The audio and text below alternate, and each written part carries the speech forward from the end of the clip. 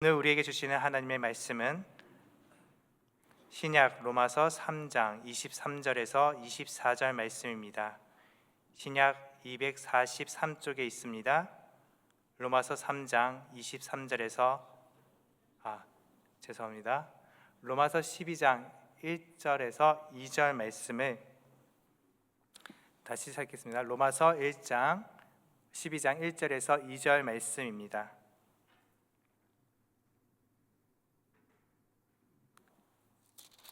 로마서 12장 1절에서 2절 말씀을 제가 받들어 봉독하겠습니다. 그러므로 형제들아, 내가 하나님의 모든 자비하심으로 너희를 권하노니 너희 몸을 하나님이 기뻐하시는 거룩한 산 제물로 드리라. 이는 너희가 드릴 영적 예배니라. 너희는 이 세대를 본받지 말고 오직 마음을 새롭게 함으로 변화를 받아 하나님의 선하시고 기뻐하시고 온전하신 뜻이 무엇인지 분별하도록 하라. 아멘. 이 시간 삶으로 예배하는 사람들이라는 제목으로 이병헌 목사님 나오셔서 하나님의 말씀을 선포하여 주시겠습니다. 하나님 아버지, 주님을 사랑하는 귀한 성도들, 험한 세상 살다가 주님 앞으로 돌아왔습니다. 겸허한 마음으로 주의 말씀을 기다립니다. 귀한 자리 부족한 종을 세우셨사오니 성령께서 임하셔서 말씀하여 주옵소서. 행여나 사람의 말은 가리워 주시고 오직 하나님의 음성만이 들려지게 하여 주옵소서. 예수님의 이름으로 기도하옵나이다. 아멘. 할렐루야. 이 아침에도 주의 은혜가 우리 가운데 함께 하실 줄로 믿습니다. 설교를 시작하면서 여러분에게 철학적 질문을 하고자 해요. 철학적 그러니까 뭔 말을 하려나? 쉬운 말, 왜 사십니까? 여러분, 왜 살아요? 뭘 위해서 사십니까? 거창한 것 같지만 이 질문을 해봅니다. 왜 사느냐? 삶의 이유도, 삶의 목적도, 삶의 방향도 없다면 이처럼 불행한 인생이 아닐 수 없습니다. 왜 사느냐 하는 거예요. 이걸 모르고 그냥 살다 보니까 결국 그런 분에게 무슨 이렇게 비석을 하나 세운다면 먹다, 자다, 죽다, 이거밖에 하는 게 없는 그런 불행한 인생을 살아가는 이들이 있습니다. 많은 사상가들, 철학자들이 이 질문에 대해서 해답을 얻고자 해요. 그러나 아무리 생각해도 해답이 세상에는 없습니다. 러시아의 대문호 톨스토이가 이 질문을 하면서 벽에 부딪힙니다. 그리고는 그가 절규하듯이 이렇게 이야기합니다. 삶의 목표가 무엇인가? 죽기 위해서 사는가? 그렇다면 아예 자살해버릴까? 자살하기엔 난 용기가 없다.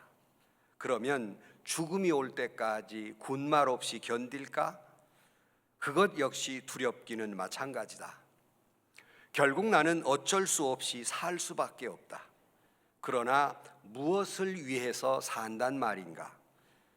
끝없이 반복되는 이러한 질문들의 굴레를 벗어나고 싶어 손에 잡히는 대로 책을 읽어본다. 그러나 그것도 잠시뿐 이내 똑같은 질문이 나를 괴롭힌다. 들어 누워 눈을 감아보지만 더 괴로울 뿐이다. 오니 톨스토이 같은 이런 허무한 인생을 생각하는 모습을 보면 마치 오늘 현대인들의 자화상을 보는 것 같습니다. 나는 왜 사는가? 오늘날 많은 세상이 문화가 발달하고 많은 정보의 홍수 속에 살지만 인간의 근본적인 질문, 왜 사는가에 대한 질문에 우리는 허우적될 수밖에 없습니다. 거기에 답을 할 수가 없기 때문이에요. 당황스럽습니다. 왜 사는가? 당신은 왜 삽니까? 어느 시인이 달관한 것처럼 왜 사느냐 물으신다면 그저 웃지요. 왜 사느냐? 생존을 위해서 마지못해서 살아가는 이들에게 오늘 성경은 너무나도 선명하고 확실하게 그 해답을 주고 있습니다. 특별히 오늘 로마서 12장에서 사도 바울은 우리에게 왜 사느냐에 대한 해답을 우리에게 주고 있습니다. 왜 사는가? 그리스도인들은 왜 사는가? 오늘 설교 제목처럼 삶으로 예배드리기 위해 산다 하는 선명한 목적, 이유, 가치를 여기에 두고 사는 사람들이에요. 여러분들에게 신앙인은 어떤 존재인가? 다른 길을 가는 사람들, 또는 다 나와 같기를 신앙인의 자존심을 가지고 사는 사람들, 그리고 지난 시간에는 세상을 축복하는 사람들. 아니, 처음 들은 것처럼 나를 보면 어떻게 해요? 지금 3주 이내에 설교를 했는데 오늘은 우리 신앙인은 왜 사는가에 대한 해답을 삶으로 예배하는 사람들. 여러분, 이 말씀을 통해서 우리가 우리 스스로가 잃어버린 내 인생의 가치관, 삶의 목적, 이유를 다시 한번 깨닫고 영광스러운 신앙인의 길을 걸어가는, 다시 한번 굳게 결단하고 치유되고 회복되는 이 시간이 되기를 주의 이름으로 축원합니다. 오늘 본문의 말씀을 보면 그러므로 형제들아 하나님의 모든 자비하심으로 너희를 구원하노니 너희의 몸을 하나님이 기뻐하시는 거룩한 산 제물로 드리라. 이는 너희가 드릴 영적 예배니라 그랬어요. 우리 신앙인들은 선명한 삶의 목적이 있고 이유가 있기 때문에 주님을 진정으로 만난 사람, 주님의 생명의 빛을 진정으로 경험한 사람은 결코 톨스토이 같은 허무주의에 함몰되지 않습니다. 우리에게는 분명하고 선명한 목적이 있습니다. 지난 시간에는 하나님이 택하신 거룩한 왕 같은 제사장이다 하는 말씀을 같이 나누었어요. 그런데 제사장 그러면 뭐 하는 사람입니까? 예배 드리는 사람, 제사를 드리는 사람이에요. 그러니까 우리가 왕 같은 제사장으로서 세상을 축복하지만 우리는 내 온몸을 다 드려서 하나님께 예배를 드리는 사람. 그러기에 결코 우리에게는, 우리 신앙인에게는 인생의 허무라는 말을 용납할 수 없는 사람이에요. 우리의 삶의 가치, 이유는 딱 하나입니다. 목적 딱 하나입니다. 주님께 예배 드리려고. 아멘은 5명밖에 안 하고 다시 우리가 살아가는 이유와 목적과 가치는 주님께 예배하려고. 주님은 내 삶을 통해 주님께 예배하는 우리의 그 삶을 기쁘시게 받으시겠다고 약속하고 계시는 거예요. 그러니까 우리는 결코 허무하지 않아요. 내가 살아가야 할 이유가 있기 때문에, 목적이 있기 때문에. 그런데 제사장 그러면 옛날에 구약에 보면 제사장은 짐승을 잡아서 피를 이제 뿌리면서 제사를 드리는 사람이에요. 근데 사도 바울은 오늘 본문에 새롭게 말씀을 하기를 너희의 몸을 거룩한 제물로 드리라라고 말씀해요. 오늘 우리에게 하나님이 원하시는 것은 우리의 몸을 주님 앞에 드리는 산 제물이 되기를, 이를 통해 예배하기를 주님은 원하고 계십니다. 그래서 고린도전서 6장 19절 말씀에 이렇게 말씀하고 있어요. 너희의 몸은 너희가 하나님으로부터 받은 바 너희 가운데 계신 성령의 전인 줄을 알지 못하느냐. 너희는 너희 자신의 것이 아니라 값으로 산 것이 되었으니 그런즉 너희 몸으로 하나님께 영광을 돌려라. 우리는 하나님께 영광을 돌리는 몸이라는 거예요. 특별히 사도 바울이 이걸 강조하는 이유가 있어요. 왜냐하면 당시 초대교회를 괴롭혔던 이단들도 많지만 이단 사상들이 초대교회를 많이 어지럽게 만들었어요. 그 중에 가장 힘들게 만든 이단 사상이 뭐냐면 그노시스예요. 즉 다른 말로 영지주의자들이에요. 그노시스란 말은 지식이라는 뜻인데 이 사람들은 이분법적으로 생각을 해요. 인간에게 몸과 영이 있는데 이 몸은 아주 악한 것이고 영은 선한 것인데 이 영이 이 악한 몸에 감옥처럼 갇혀 있다라고 생각을 해요. 항상 영이 이 몸으로부터 해방돼야 돼요. 근데 여기에 대한 선명한 두 가지 각각 다른 길을 걸어가요. 같은 사상이지만 한쪽은 이 몸은 악한 거니까 몸을 괴롭힙니다. 그 중에 하나가 극단적 금욕주의자들이 돼요. 그러나 또 하나는 전혀 다른 방향으로 가요. 몸은 원래 악한 거니까 멋대로 살자. 그래서 쾌락주의자로 빠져요. 아주 극단적 양대 사상이 그노스주의에 있어요. 그러다 보니까 몸이 악한 것 악하다. 그러니까 자기 몸을 해하기 시작해요. 급기야는 결국 이 몸은 악한 거니까 이 몸에서 영이 해방되려면 죽는 수밖에 없다. 그리고 자살로 가는 사람들도 있어요. 이처럼 이 사상은 몸은 악한 것이다 라고 생각을 했어요. 그러나 성경은 몸은 악한 게 아니다. 내 몸으로 하나님께 거룩한 예배를 드려라 라고 말씀하는 것이 오늘 본문의 말씀입니다. 특별히 로마서 1장부터 11장까지의 단어를 하나, 사도 바울이 말하는 단어를 하나로 묶는다면 그것은 하나님의 자비와 은혜를 이야기해요. 어떤 자비와 은혜를 말하냐면 결국 우리가 죄로 인해 죽을 수밖에 없는 죄인들이 예수님의 십자가의 은혜로 구원을 받고 영원한 생명을 얻는 자비를 얻었다라고 말해요. 오늘 본문에도 하나님의 자비하심으로 너희를 구원하노니 라고 하는 말은 너희가 이와 같은 하나님의 은혜, 자비를 얻었으니 이제부터 너희 몸이 아니라 이 자비를 얻은 백성으로서 마땅히 하나님께 예배드리는 삶을, 하나님께 드려지는 삶을 살아야 한다라는 말이 본문의 말씀입니다. 로마서 8장 30절 말씀에 또 미리 정하신 그들을 또한 부르시고 부르신 그들을 또한 의롭다 하시고 의롭다 하신 그들을 또한 영화롭게 하셨느니라. 하나님이 저와 여러분을 택하여서 부르시고 부른 저와 여러분을 예수 그리스도의 십자가의 은혜로 의롭다 하시고 의로운 우리들을 하나님께서 우리에게 영화롭게 하셨다라고 말씀해요. 이 은혜를 누린 사랑하는 성도 여러분, 그러니 이제부터 나는 내 것이 아니고 하나님의 것이므로 여러분의 모든 삶이 하나님께 영광을 돌리는 삶이 되기를 축복합니다. 물론 우리가 세상을 살면서 당연히 하나님께 영광이 돼야 되지만 살다 보니까 상처투성이이고 어떤 때는 실패자의 모습이고 어떤 때는 좌절된 모습으로 주님 앞에 나와 엎드릴 때 주님은 우리에게 이렇게 말씀하시는 거예요. 그래도 나는 너를 사랑한다. 네가 비록 이처럼 죄인된 모습으로 내 앞에 왔지만 네가 비록 세상에 살면서 찢기고 상한 심령 만신창이가 돼서 내 앞에 나왔지만 그래도 나는 너를 사랑한다 말씀하고 있는 것이 성경의 말씀입니다. 내가 무엇이기에 하나님이 나에게 그렇게 은혜를 베풀었는지, 감당할 수 없는 은혜를 받았기에 마땅히 내 도리는 내 삶을 통하여 주님께 영광을 돌리는 것, 이것이 마땅한 신앙인의 삶이라는 거예요. 그러므로 우리는 결코 인생의 허무라고 하는 낭떠러지에 떨어지지 아니하고 내 모든 삶이 하나님께 드려지는 예배가 되려는 삶이 되기 때문에 여러분의 모든 인생의 삶이 하나님께 드려지는 예배 축제와 같기를 주의 이름으로 축원합니다.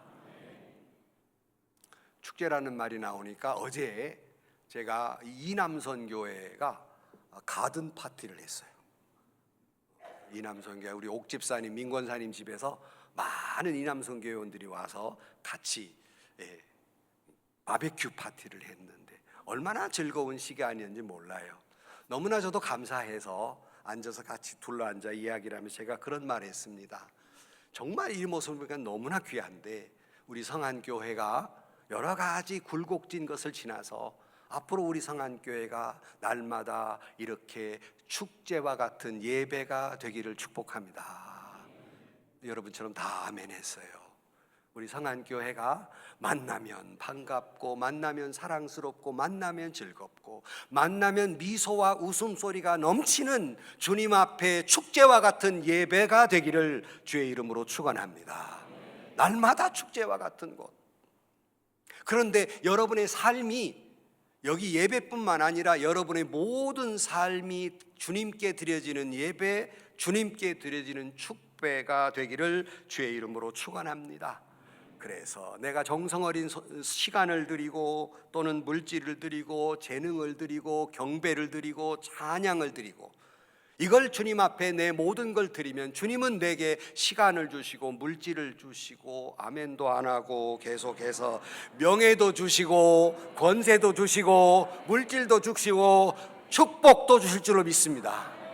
이것이 우리가 살아가는 이유예요.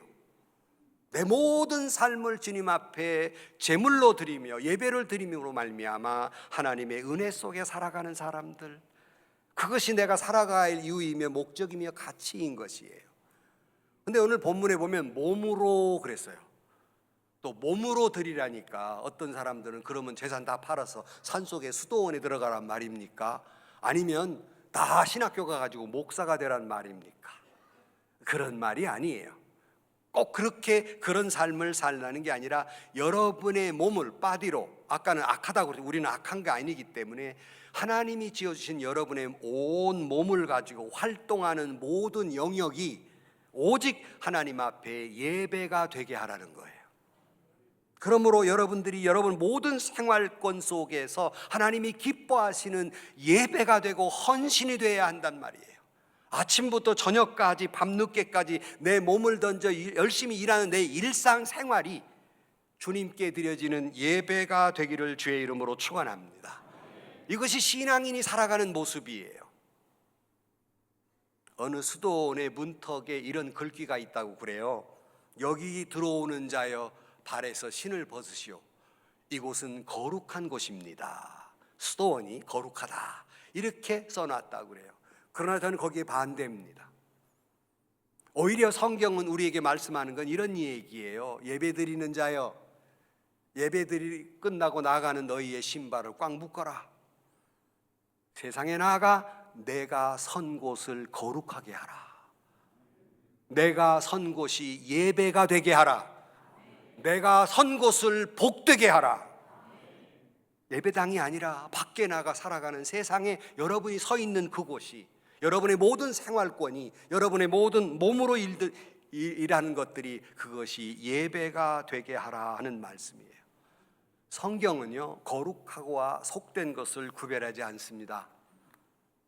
그래서 여러분, 만약에 여러분 예배를 드린 이 강단이 거룩한 곳이라면 여러분이 있는 자리도 거룩한 곳이고, 아니 여기만 거룩한 것이 아니라 여러분이 이 교회를 나가서 여러분이 직장에서 업무를 보는 여러분의 테이블도 거룩한 곳이에요.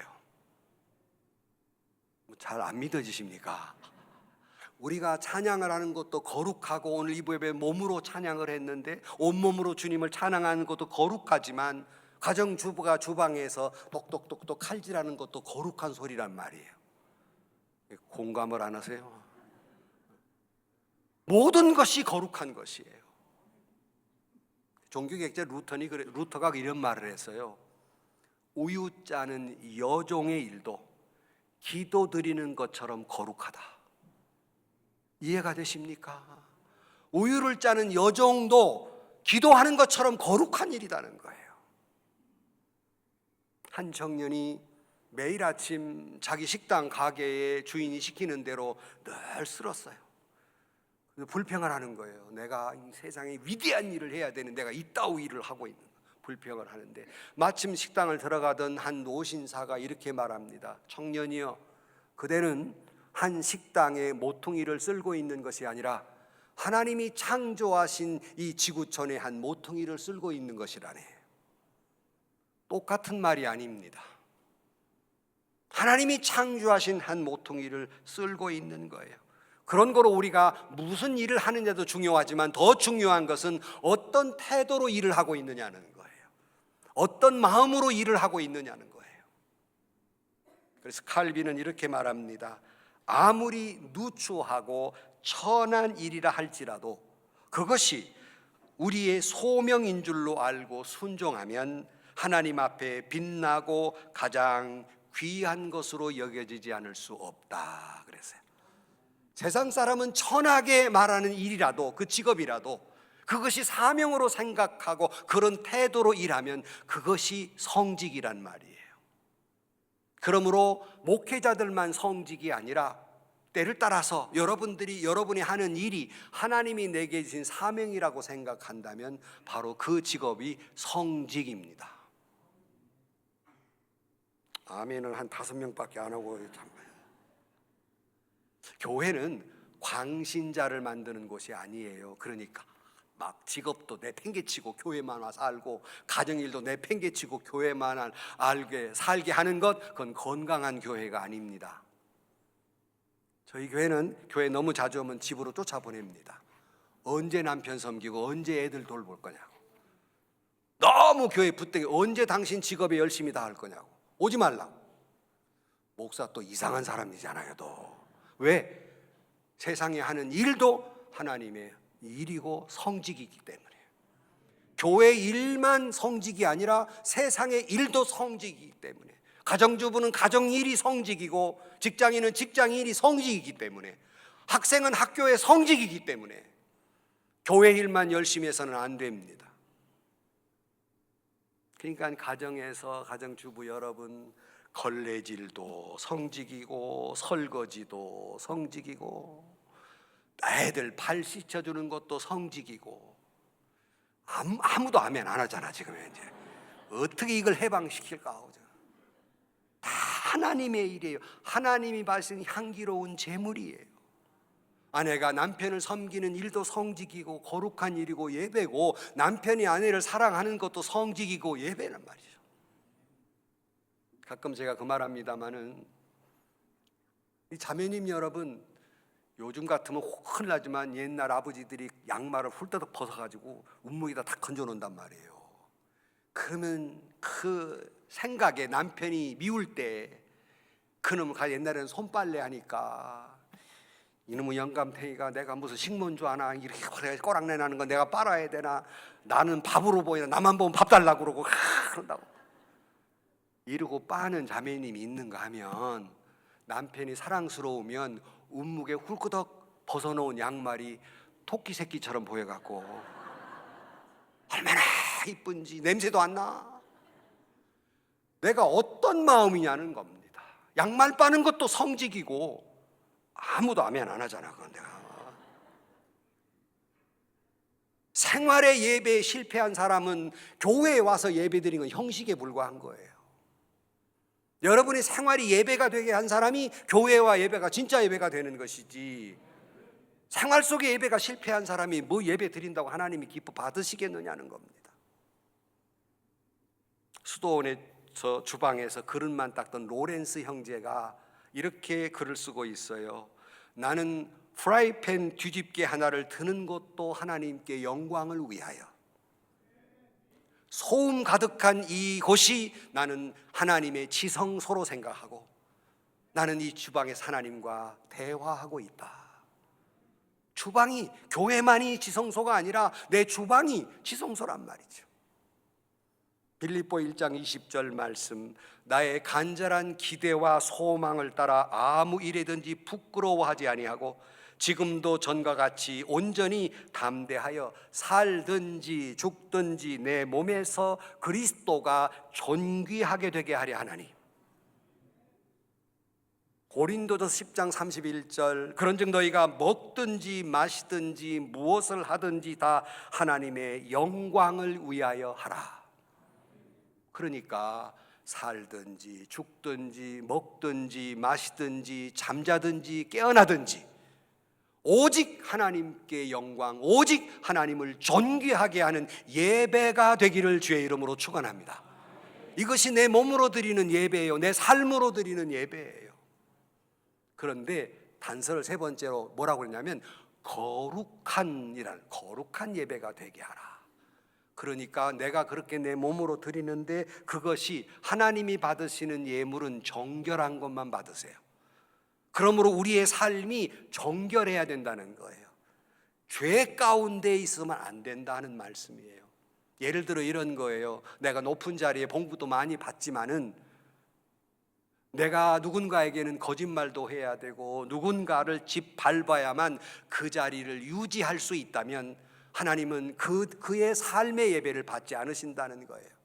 비록 내가 낮은 자리에 임해서 봉급은 적지만 거짓말 안 해도 남은 못 지킬 일 안 해도 내가 그 직을 유지할 수 있다면 그것이 거룩한 예배라는 거예요. 죄 가운데 있으면서 우리가 하나님 앞에 결코 하나님께 영광을 돌릴 수 없으며 하나님의 영적 재물이 될 수 없다는 말씀입니다. 책에서 제가 이런 이야기를 읽어봤어요. 어떤 시골에 할머니가 계셨는데 동네에 아주 예수 잘 믿는 할머니로 유명했어요. 그러니까 그 책에 보니까 그 교회 권사님급 할머니라고, 권사는 아니었던 것 같아. 권사님급 할머니 이렇게 돼 있어요. 이렇게. 나 솔직히 얘기해 어떻게 해요? 근데 이 할머니가 그날 새벽 예배를 마치고 주 안에 있는 나에게 그건지 모르지만 하여튼 찬양을 흐드러지게 부르면서 이제 가는 거예요. 지금 집으로. 근데 골목에 싹 하는데 이렇게 참성 부르면서 보니까 남의 집 담벼락에 뾰족이 호박이 하나 이렇게 나온 거야. 부르다가 누구 보나 안 보나 살짝 따다가 싹 치마 속에 집어넣었어요. 입술로는 찬양을 부르고 있지만 겉모습은 거룩하지만 하나님이 그분의 찬양을 받으시겠느냐는 겁니다. 남의 거 도적질하면서 찬양을 한들 하나님이 그걸 기쁘게 받으시겠느냐는 겁니다. 그래서 거룩하게 예물이 되라고 말씀하고 있는 것이에요. 그러므로 우리가 그러면 어떻게 그렇게 살 수 있는가? 한 가지를 기억하십시오. 코람데오 많이 들으셨어요. 늘 신임재의식 속에 살라, 어려운 말로 그러는데 늘 하나님 앞에 산다는 걸 잊지 말라는 거예요. 나 혼자 골목을 걸어갈 때도 주님 앞에서 걸어가고 있는 거고, 내가 골방에 혼자서 기도하는 것도 주님 앞에 있는 거고, 혼자 이야기하는 것도, 혼자 뭘 하는 것도 다 주님 앞에 있는 거예요. 뭘 하든지 다 주님이 나와 함께하고 주님이 내 모든 것을 보고 계시고 내 중심을 보고 계신다는 거예요. 여러분이 지금 예배를 드리는데 겉모습을 하나님은 보는 것이 아니라 여러분의 중심을 보는 하나님이에요.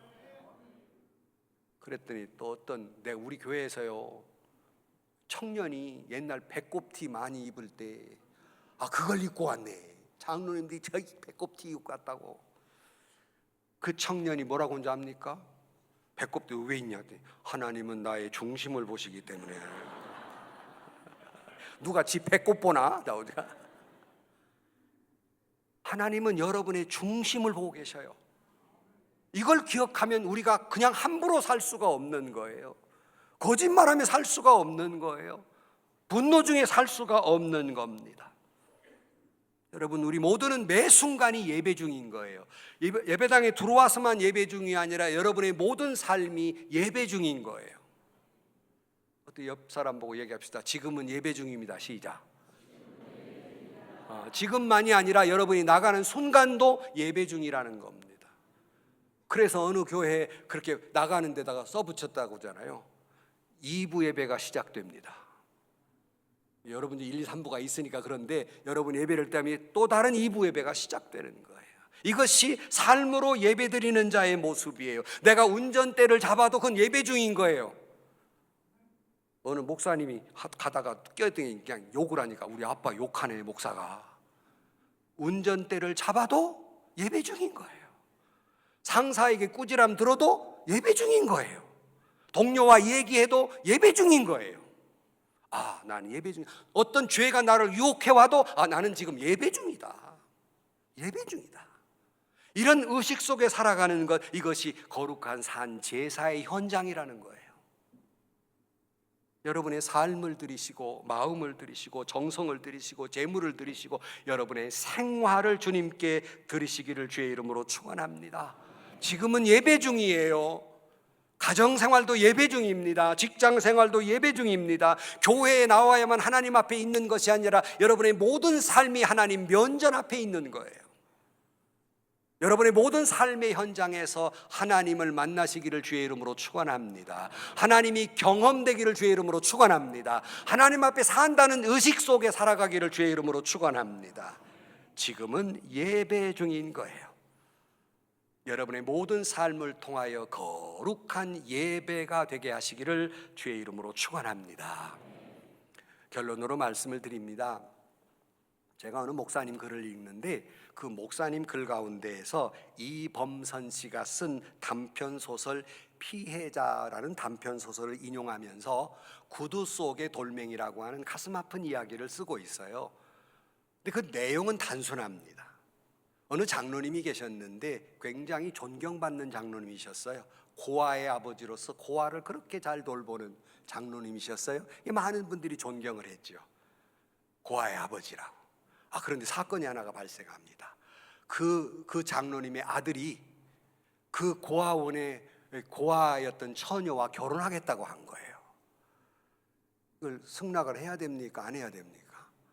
당연히 승낙을 해야 되는데 이 장로님이 어디 사람이 없어서 애미애비 없는 고아하고 결혼하려냐고 야단야단하고 극구 반대를 한 거예요. 결국 처녀는 견디다 못해 자살을 해버리고 맙니다. 이게 스토리예요. 이 스토리 속에 작가는 이렇게 말합니다. 껍데기 기독교, 구두 속의 돌멩이, 이렇게 표현하고 있어요. 겉모습은 거룩한데 껍데기만 기독교고 속 사람이 예배가 되지 않은 거예요. 이분의 표현은 뭐냐면 삶과 신앙이 자꾸 분리가 되다 보니까 그런 신앙을 가지고 세상에 나가니 옳게 걸을 수도 없고 안 걸을 수도 없고 쩔뚝거리며 사는 것이 오늘날 기독교인들의 모습이라는 겁니다. 여러분에게 묻습니다. 여러분의 삶과 신앙은 일치되고 있습니까? 오늘 여러분들이 예배드리는 모습과 여러분이 가정에서 직장에 살아가는 모습이 일치하고 있습니까? 저는 평생 제가 섬기는 교회에 평생 외치는 믿음의 목표, 여러분에게도 가끔 튀어나오는 말이 있어요. 그게 뭐냐면 생활신앙과 신앙생활의 일치를 이루는 것, 이것이 저는 신앙생활의 목표였어요. 신앙생활, 생활신앙 똑같지만 말의 도치이지만 뜻은 달라요. 신앙생활은 여러분이 예배드리는 것, 헌신하는 것, 봉사하는 것, 전도하는 것, 다 신앙생활이겠죠. 근데 그 모습이 생활 속에 나타나야 한다는 거예요. 생활신앙으로 나타나야 된다는 거예요. 삶과 신앙이 일치해야 된다는 말이에요. 기독교가 세상에 존경을 잃어버린 것은 바로 이 일치가 이루지 않았기 때문이에요. 신앙은 신앙이고 삶은 삶이고, 삶이 예배가 되지 않기 때문에 우리는 이 한국 사회에서 존경심과 그리고 신뢰를 잃어버리고 만 것이에요.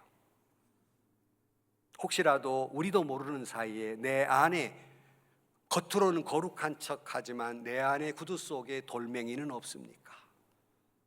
말만 거룩했는데 내 삶에 나를 쩔뚝거리게 만드는 부끄러운 일은 없습니까?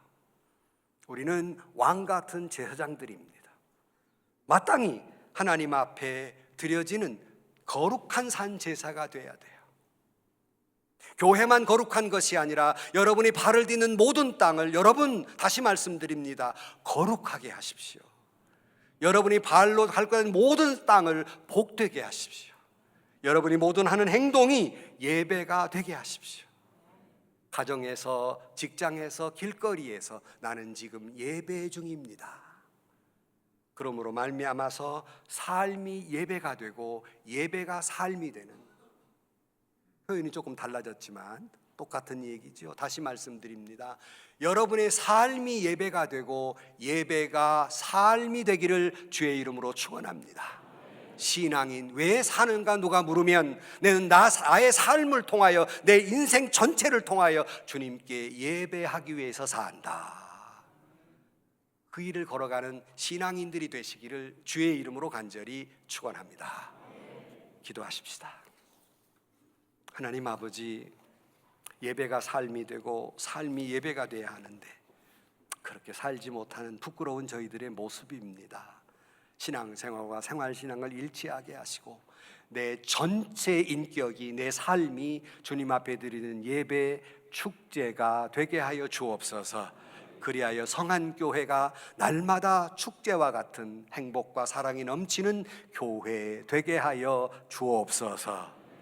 예수님의 이름으로 기도하옵나이다. 아멘.